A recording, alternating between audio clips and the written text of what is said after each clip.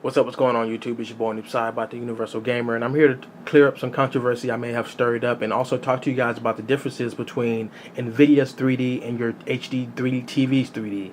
There's two different 3Ds, there's two different type of frame rates and stuff like that when it comes to 240 hertz, 120 hertz and stuff like that. When it comes to TV screens versus PC monitors, a lot of people don't know what to get, and they look at reviews, and like for example my review of this TV that you're looking at right now, the 23-inch Samsung UN22D 5003 HDTV LED lit TV or whatever I reviewed about a year ago. One gentleman is mad at me or got upset with me saying I gave false information. He brought this TV strictly because of my review, and he's upset because he tried to run this on his Nvidia setup, and it didn't work. It wasn't a true 120 hertz TV, even though I said inside the video that the TV is 120 hertz. Let me tell you what I mean.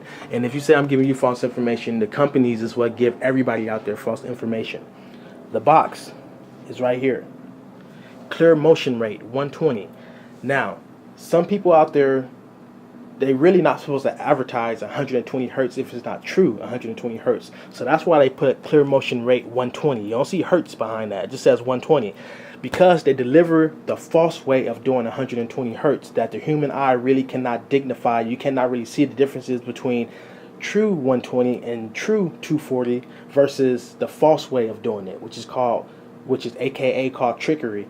But it still works either way it goes. Now, when it comes to doing 3D content, Nvidia, when it comes to Nvidia graphics cards on your PC trying to play 3D games, you need a true 120 hertz PC screen, TV screen, whatever. Like I told the guy inside the messages, or if you're watching like I told you, 95%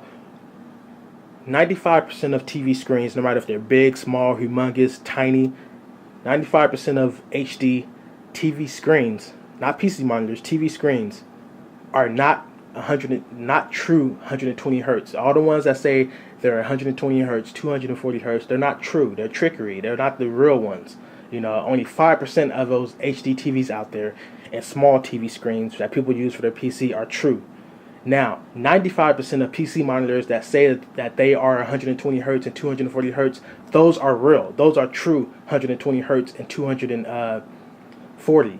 There's about 5 to 10% of PC monitors that's not. And I brought one of them from ViewSonic that was false 120 when I was trying to do the Nvidia setup and I was trying to get the screen so I can already have a screen ready, and come to find out it wasn't a real 120 hertz screen. It was only 60 hertz with the trickery that doubles the frames, which tricks the eye to make you think that you're seeing double the amount of 60, which is 120, or quadruple the amount of 60, which is 240.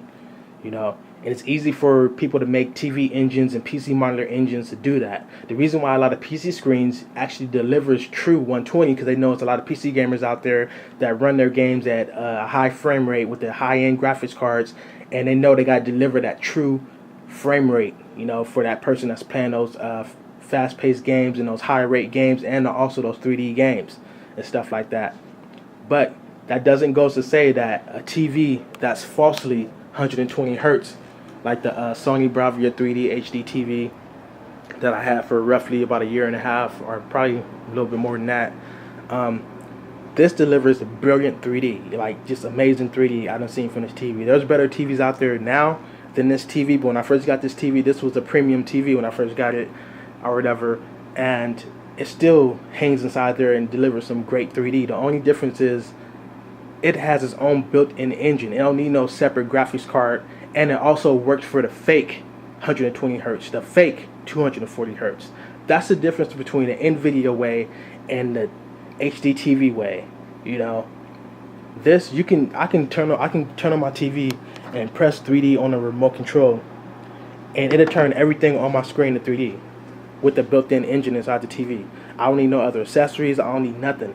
Now, of course, some software like a movie or a game that has 3D software built inside of it, of course it'll look better than just turning a 3D button on my TV, and of course it'll look better than that.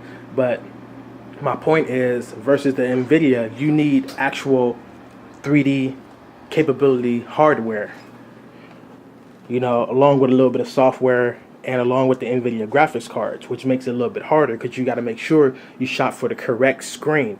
Your best bet, if you're watching this and anybody else that's watching this or trying to do the Nvidia setup, your best bet is to go ahead and get a PC monitor. Stop trying to look at TV screens. Look at PC monitors. Now, I'm not a fan of PC monitors. I cannot stand PC monitors, even though a lot of people say, well, a lot of the PC monitors go up way past 1080p.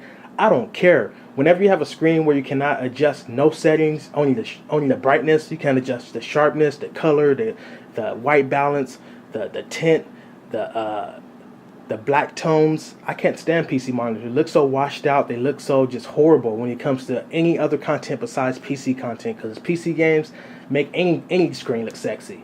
You know, that's why you cannot tell that a PC monitor has washed out colors if you running it on a high-end PC or something like that, because the PC are automatically going to deliver some stuff that's going to blow your mind and works for that PC monitor. So, you know, but if you hook up an Xbox or PS3 or HD cable content or whatever, or any HD content, it's going to look washed out. So that's why I don't do PC monitors or whatever. 95% of them look washed out. And I done own 6 of them. After that, I'm like, I'm done with PC monitors. So I don't know if we're cool, but I didn't give you no false information. I'm sorry that you bought the TV. Maybe you should have did like everybody else was doing inside my video. Ask me questions. You know, I try and get back to you as soon as possible, especially if I know it's an important question. Because with me, I'm always on YouTube. I'm always on Google. I'm always on forums trying to buy things. You know, especially when it comes to electronics and spending anything over $100. Hell yeah, I want to be knowing what I'm getting myself into. So I feel you, man. And, you know, that's why I ask questions and stuff like that. So if you would have asked me, hey, man, is this true 120 hertz?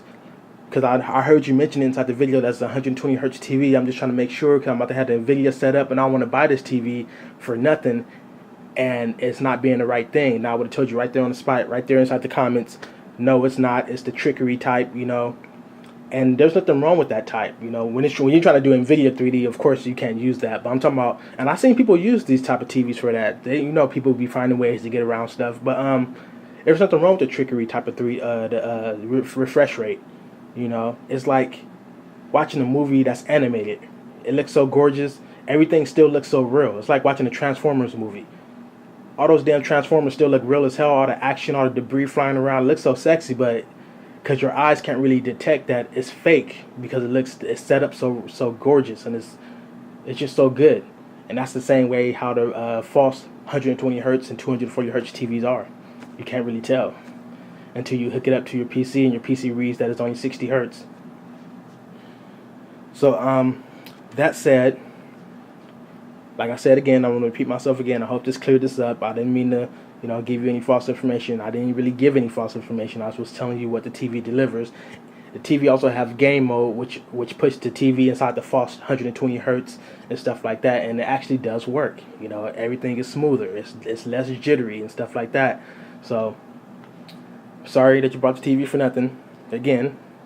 And next time, not trying to say it all rude like, but next time just ask questions. You know. With that said, it's been your boy Noob Side about the Universal Gamer, and I'm out. Peace.